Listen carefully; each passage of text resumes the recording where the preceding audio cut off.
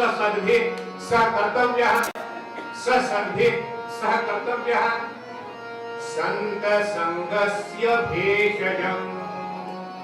जर सहवास हा आवश्यक असेल, सहवास करायचाच असेल तर कोणाचा करावा? संतांचा करावा। कारण संतांचा सहवास म्हणजे सर्व आधी आणि व्याधींवरचं औषध आहे।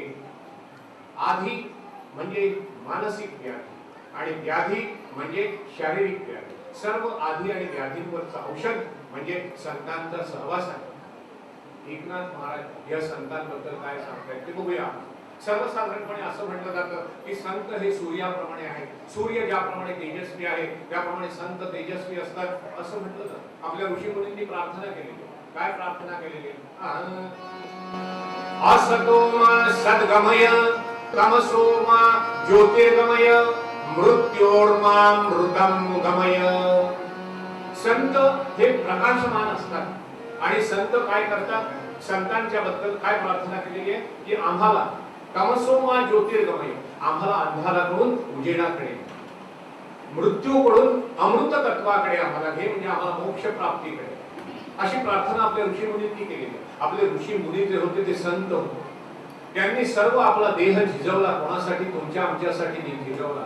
आणि त्यांनी वेदांमधल्या किंवा इतर सर्व जी शास्त्र लिहून ठेवलेली आहेत ती आपल्यासाठी लिहून ठेवली। त्यांनी ऋग्वेदामध्ये शेवटच्या मंडलामध्ये सांगितलेलं आहे, काय सांगितलेलं आहे? तुमच्या आमच्यासाठी सांगितलेली गोष्ट आजही आपल्याला ती आचरणात आणणं आवश्यक आहे। समर्थ एकनाथांचं प्रतिष्ठान म्हणजे पैठण वेगळं आणि दुसरं एक पैठण होतं मुंगी ब्राह्मण म्हटला की तो सगळा गरीब असलाच पाहिजे, त्याप्रमाणे हा ब्राह्मण सुद्धा एकनाथ गरीब होता। गरीब एकनाथ विख्यात राम। या मुंगी पैठण क्षेत्रामध्ये एकनाथ नावाचा एक ब्राह्मण राजा, अत्यंत विद्वान होता। 4 वेद, 6 शास्त्र, 14 विद्या सगळं शिकलेलं होतं। थोडीशी शेती होती आणि घरामध्ये माणसं किती होती? आई, वडील, बायको आणि 2 मुलं। खूप शिकलेला होता, ज्ञानी होता, परंतु हे नव्हतं माणसाजवळ कितीही, त्यामुळे त्याच्या घराला कडी कोयंडे नव्हते। आणि त्याची अवस्था कशी होती? रोजचे खायचे त्याचे वांदे होते, त्यामुळे दसरा काय किंवा दिवाळी काय त्याला काही गोडधोड मिळत नव्हतं। त्याची अवस्था कशी होती खाण्याच्या बाबतीत? दसरा येवो दिवाळी कधीही न मिळते, गोडशी पुरणपोळी दोषे दारिद्र्य तापा अनुभवून सदा जळजळ व्हायची, अशी त्याची अवस्था होती। आता हे रोजच म्हटल्यावर बायकोने एक दिवस त्याला सांगितलं, बायका ह्या हुशार असतात परंतु सगळेच नवरे आपल्या हुशार बायकांचं ऐकतात असं नाही। ह्या बायकोने काय सांगितलं की ह्या दारिद्र्यामध्ये किती दिवस काढणार आपण, आता तुम्ही असं करा की तुम्ही नगरांतर करा। नगरामध्ये अंतर म्हणजे नगरांतर, भाषेमध्ये अंतर म्हणजे भाषांतर।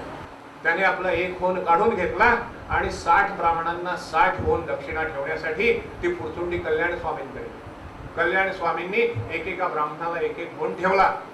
समर्थांनी ह्याच्या जवळचा राहिलेला एक होन पण मागून घेतला आणि कल्याण स्वामींना सांगितलं तो त्यालाच दक्षिणा म्हणून। भोजन झालं, एवढासा दिसणारा शिधा सगळ्यांना पुरला।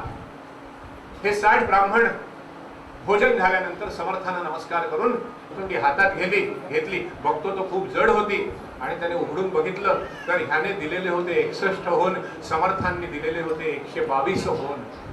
समर्थांनी ह्याचं कुठल्याही प्रकारे नुकसान केलेलं नाही आणि आता मात्र त्याला पश्चाताप झाला की एवढ्या मोठ्या व्यक्तीबद्दल मी संशय घेतला मनामध्ये, आता माझं सगळं आयुष्य मी सज्जनगडावर जाऊन वास्तव्य करणार आणि देव, देश आणि धर्मासाठी मी माझं जीवन व्यतीत करणार।